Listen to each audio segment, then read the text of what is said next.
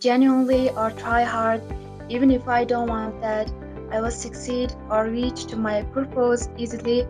But now this is prejudice to me. I perceived I need ambitions to do something. On the other hand, I I really want to do that. I will get huge opportunity or I will get awesome outcome. Also, Studying abroad and learn foreign languages also. And so I applied for the China scholarship 3 times.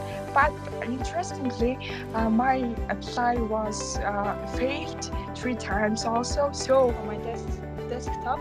So I hope this will not be the part of the scoring. My name is Michelle. I'm a third grade law student.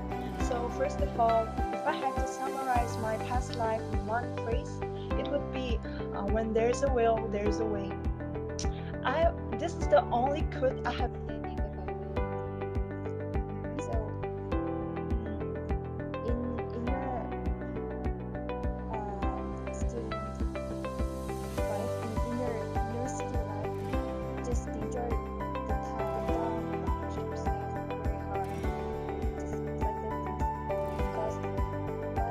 Giving presentation in a very short amount of time, just 3 minutes. It's very short.